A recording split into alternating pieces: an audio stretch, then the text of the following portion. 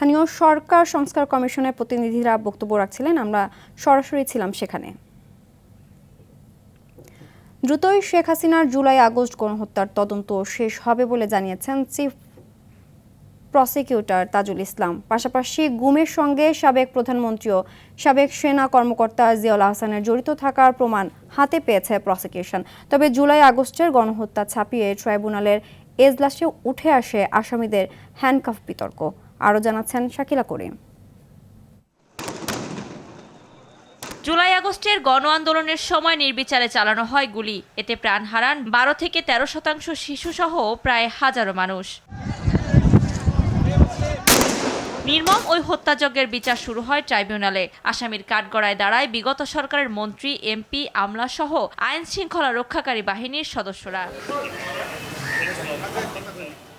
সেই ধারাবাহিকতায় কঠোর নিরাপত্তায় ট্রাইব্যুনালে হাজির করা হয় সাবেক আইনমন্ত্রী আনিসুল হক, আমির হোসেন আমু, রাশেদ খান মেনন, হাসানুল হক ইনু সহ 19 জনকে। এ সময় নিরাপত্তার কড়াকড়ি নিয়ে ক্ষুব্ধ প্রতিক্রিয়া জানান আসামিরা।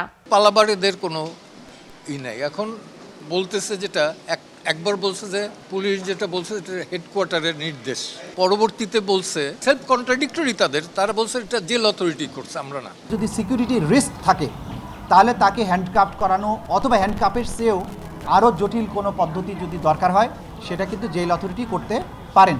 হাসানুল হক ইনু সাহেব, শাহজাহান খান সাহেব এবং জিয়াউল আহসান সাহেব তারা খুবই আনরুলি আচরণ করেছেন, হুমকি দিয়েছেন, নির্বংশ করার কথা বলেছেন। চিফ প্রসিকিউটর জানান, যে কোনো সময় শেষ হবে শেখ হাসিনার বিরুদ্ধে দায়ের করা জুলাই আগস্টের গণহত্যা মামলার তদন্ত।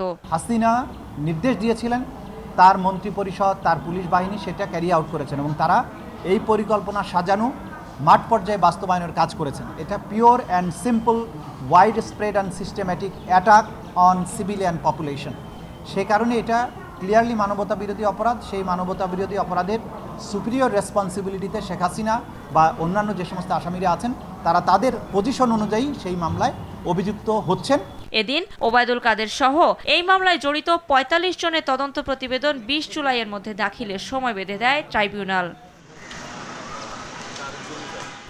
শাকিলা করিম, RTV, ঢাকা।